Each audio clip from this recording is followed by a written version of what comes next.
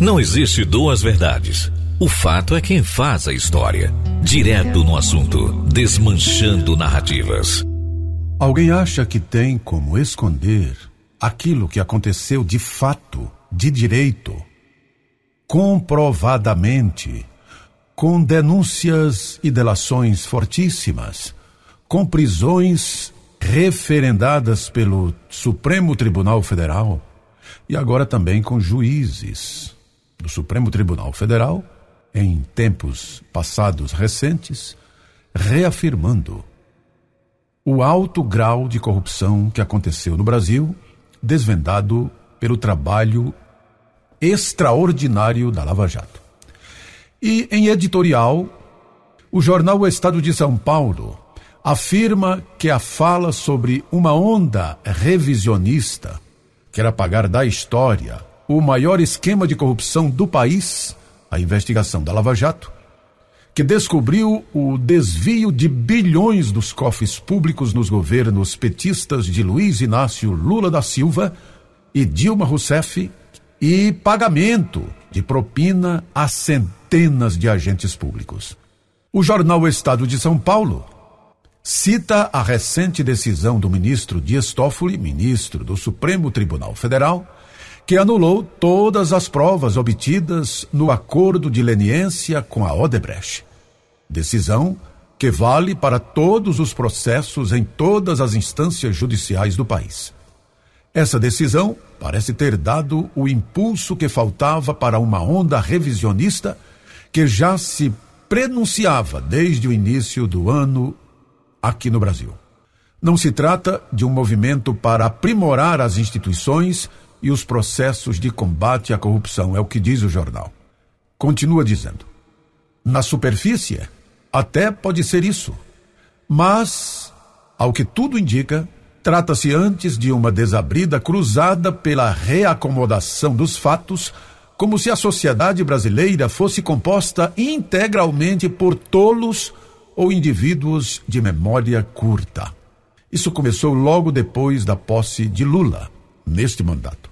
A despeito dos crimes de corrupção confessados pela Odebrecht e pelas outras empreiteiras que livremente admitiram o pagamento de propina e os contratos fraudulentos e aceitaram pagar multas para se livrar dos processos, o ministro Rui Costa, da Casa Civil, hoje, já falava em recontratar as construtoras envolvidas na Lava Jato, sob a justificativa de acelerar obras públicas sem depender do orçamento.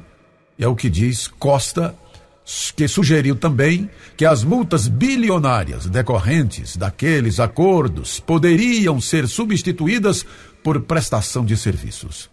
Por sua vez, o presidente do Tribunal de Contas da União, o TCU, o ministro Bruno Dantas, tornou-se um dos principais articuladores dessa solução, dizendo: chamemos assim para as obras paradas Brasil afora.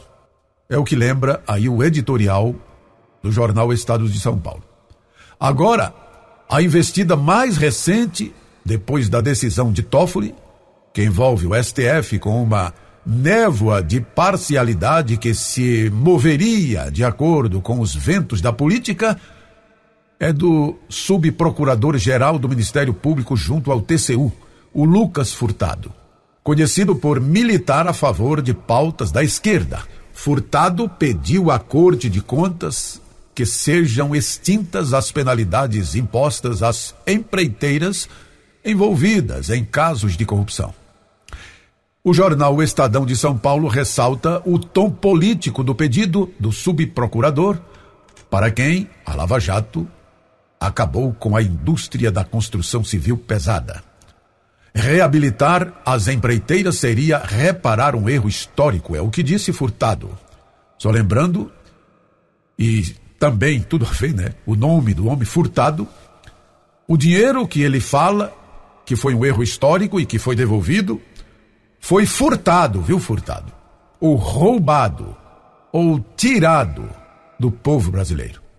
À moda de Toffoli, o pedido de anulação das sanções formulado por Lucas Furtado indica que há mais em jogo do que o saneamento dos erros processuais cometidos pelas autoridades na celebração dos acordos de leniência. É o que critica o Estadão.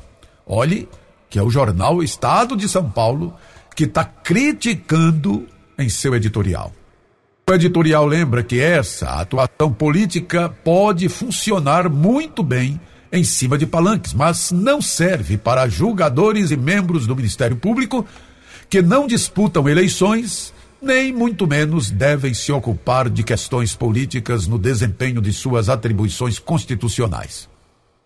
Por isso, as manifestações públicas deveriam estar circunscritas à técnica da fundamentação jurídica.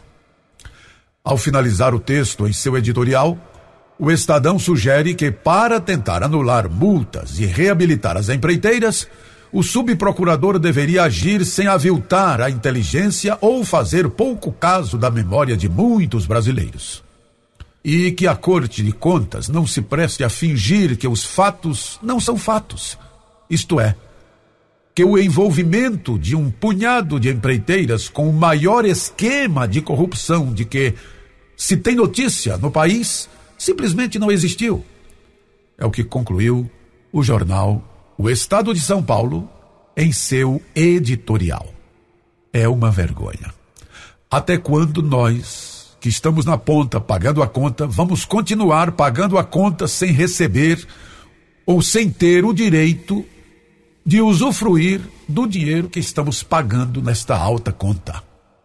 O pior de tudo é que muitos incautos, que não são inocentes, que se fingem, e porque está comendo junto, e porque está recebendo, seja de deputados, seja por cargos políticos, seja por assessorias políticas, estão recebendo e simplesmente estão fechando os olhos para a história. Mas não tem como apagar a história de roubalheira que o Brasil sofreu e que devolveram mais de 25 bilhões aos cofres públicos porque roubaram. Agora ouça o que diz os ministros do STF. Não sou eu que estou dizendo. Não estou inventando nada. Ouça o que os ministros dizem, começando aí por Fux, seguindo por Barroso e assim vai. E tive a oportunidade, nesses 10 anos do Supremo Tribunal Federal, de julgar casos referentes à corrupção que ocorreu no Brasil. Ninguém pode esquecer que ocorreu no Brasil, no Mensalão, na Lava Jato, muito embora tenha havido uma anulação formal, mas aqueles 50 milhões das malas eram verdadeiros, eram notas americanas falsificadas. O gerente que trabalhava na Petrobras, ele devolveu 98 milhões de dólares e confessou efetivamente que tinha assim agido. Eu vi a mala de dinheiro. Portanto, nós vivemos uma tragédia brasileira. A tragédia da corrupção que se espalhou de alto a baixo, sem cerimônia. Um país em que o modo de fazer política e negócios funciona assim. O agente político relevante escolhe o diretor da estatal ou o ministro com cotas de arrecadação. E o diretor da estatal contrata em licitação fraudada a empresa que vai superfaturar a obra ou o contrato público para depois distribuir dinheiro. Vem a Operação Lava Jato, um dos maiores esquemas de corrupção desvendados no mundo, com prejuízo de quase 100 bilhões de reais só para a Petrobras. Apurou-se o pagamento de propina relacionada às obras da usina de Angra dos Reis, Angra 3, em cerca de 3 bilhões de reais, pagos a um partido político. Na Operação Tesouro Perdido foi encontrado em um apartamento de um ex-secretário da Presidência da República 51 milhões de reais. Dinheiro desviado da Petrobras, o PT recebeu cerca de 2 bilhões de reais. Segundo o ministro, suficientes para financiar eleições até 2038. Por que se defende com tanta força as estatais? Não é por conta de dizer que as estatais pertencem ao povo brasileiro, porque pertencem a eles. Eles tinham se tornado donos da Petrobras. Esse era o método de governança. Infelizmente, para eles, e felizmente para o Brasil, deu errado. Isso revelou que nós estamos nesse caos por conta desse método de governança corrupta. Nós temos hoje, como método de governança, um modelo cleptocrata. A palavra cleptocracia tem origem grega e quer dizer Estado governado por ladrões. Direto no assunto é aqui. Pode acreditar. Direto no assunto. A verdade que você precisa saber. A história que você precisa aprender. Aprender.